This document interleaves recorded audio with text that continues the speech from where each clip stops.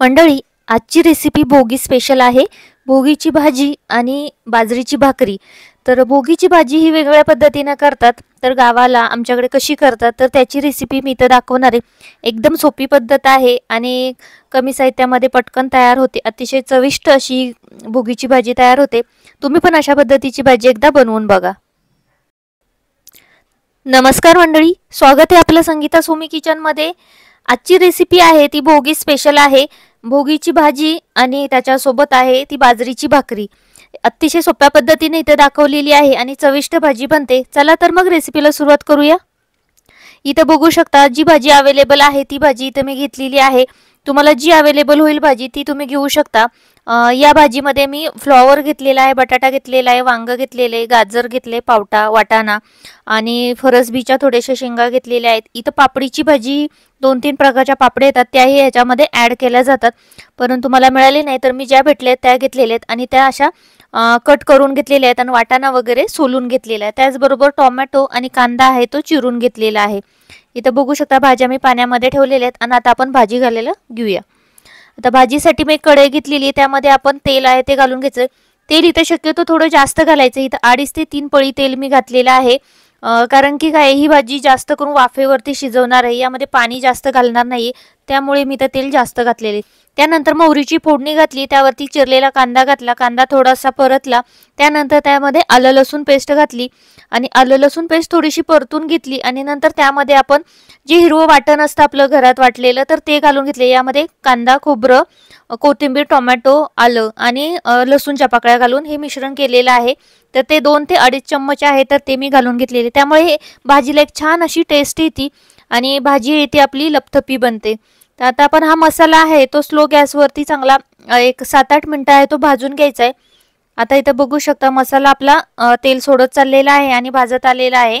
आता आपण यामध्ये बाकीचे जे गरम मसाले आहेत तर ते ॲड करूया, सुके मसाले।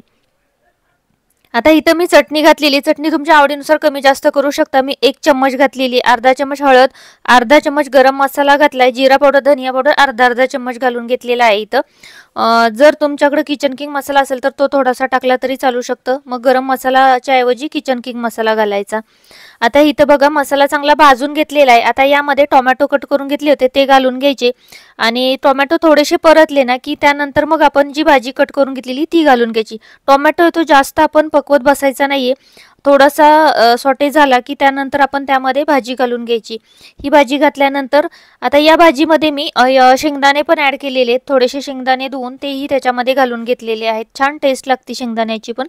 आता इथं ही भाजी आहे ती मसाल्यामध्ये चांगली मिक्स करून घ्यायची आहे आणि यामध्ये सुरुवातीला अजिबात पाणी घालायचं नाही, ही भाजी आहे ती शक्यतो वाफेवरती शिजवून घ्यायची आहे।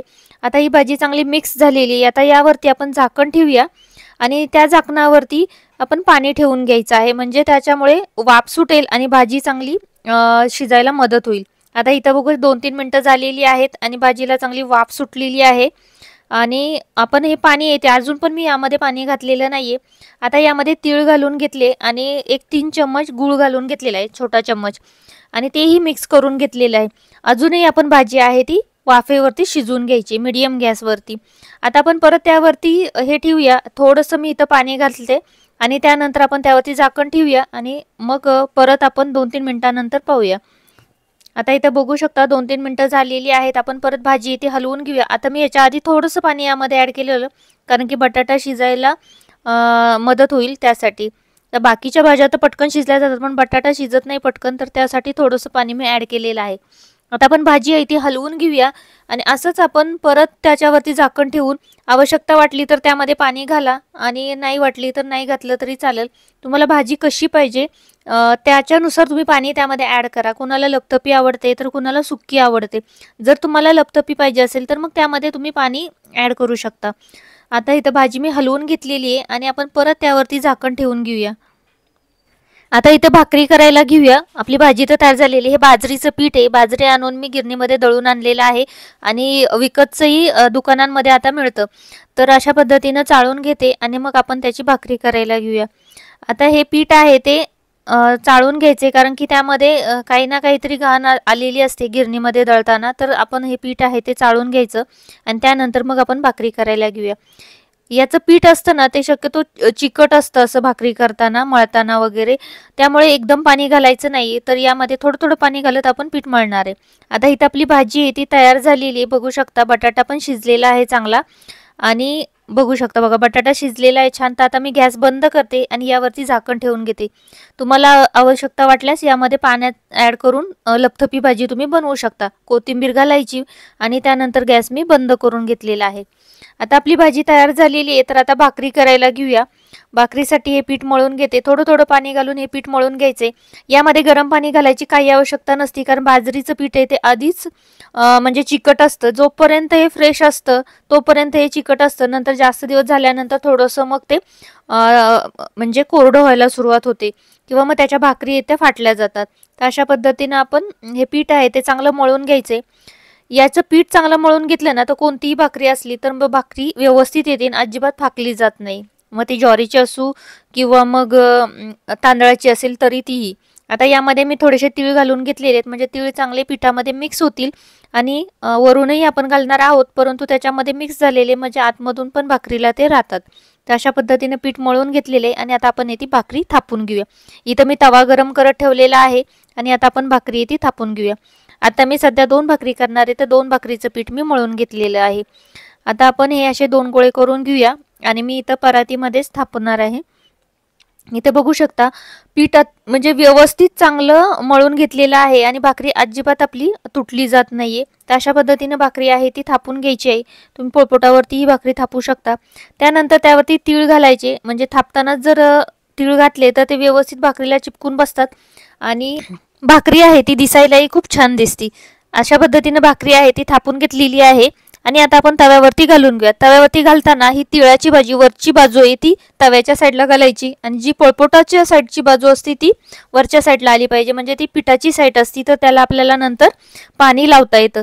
पाणी लावायचं आणि 1-2-3 मिनटं तसंच भाकरी ती शेकून द्यायची. वरनं थोडीशी ड्राय झाली म्हणजे सुकत चालली की त्यानंतर आपण येते पलटी करून घ्यायची. तुम्ही उलटण्याने घेऊन पलटी करू शकता. आता एक साईडनं चांगली भाजून घेतलेली आहे, त्यानंतर आपण तशीच गॅसवरती टाकायची. बघा कशी टमकन फुगलेली आपली भाकरी, मस्त अशी फुगली जाते. त्यानंतर पलटी करून मी ही भाकरी इथे काढून घेते आणि आता आपण दुसरीही भाकरी इथे अशाच पद्धतीनं थापून घेणार आहे. आता ही भाकरी बघा तशीच मी थापून घेतलेली आहे आणि त्यावरती आपण आता तीळ घालून घेऊया. तीळ घातले ना की भाकरी दिसायला पण खूप छान दिसती आणि खायला पण म्हणजे छान वाटते. तर अशा पद्धतीनं भाकरी आहे ती थापून घेतलेली आहे आणि आता आपण ही भाकरी आहे ती शेकवून घेऊया. अशा पद्धतीनं भाकरी टाकून त्याला परत पाण्याचा हात लावायचा. पाणी थोडंसं सुकलं की मग चमच्याच्या साह्याने किंवा उलटण्याच्या साह्याने पलटी करून घ्यायची. चांगली एक साईडनं पहिली शेकवायची आणि त्यानंतर मग फ्लेमवरती टाकायची. एक साईडनं शेकल्यानंतर जो तवा असतो तो उचलायचा आणि त्या ह्याच्यावरती गॅस फास्ट करायचा आणि त्याच्यावरती टाकून द्यायची, म्हणजे पटकन भाकरी आहे ती फुगली जाते. ते बघू शकता भाकरी छान आपली भाजलेली आहे. भाजी पण तयार झालेली आहे. तर आता आपण भाजी आणि भाकरी आहे ती सर्व करून घेऊया. तुम्हाला जर आवडत असेल तर या भाकरीवरती भाकरी झाल्यानंतर तुपाची धार सोडायची आणि त्यानंतर बंद करून ठेवायची. अतिशय सॉफ्ट अशी ही भाकरी राहते आणि खायला खूप टेस्टी लागते. आता इथं बघू शकता मी भाजी आणि भाकरी सर्व केलेली आहे आणि आता आपण टेस्ट करून बघूया कशी झालेली आहे ते. अप्रतिम अशी ही भाजी भाकरी तयार झालेली आहे. तुम्हाला रेसिपी कशी वाटली ते नक्की सांगा आणि अशा पद्धतीची ह्या भोगीला भाजी करून बघा. रेसिपी आवडली असल्यास चॅनलला लाईक, शेअर आणि सबस्क्राईब करायला मात्र विसरू नका. बेल आयकॉन प्रेस करा, म्हणजे तुम्हाला अशाच काही नवीन रेसिपी पाहायला भेटतील. हा संपूर्ण व्हिडिओ बघितल्याबद्दल आपलं मनापासून धन्यवाद.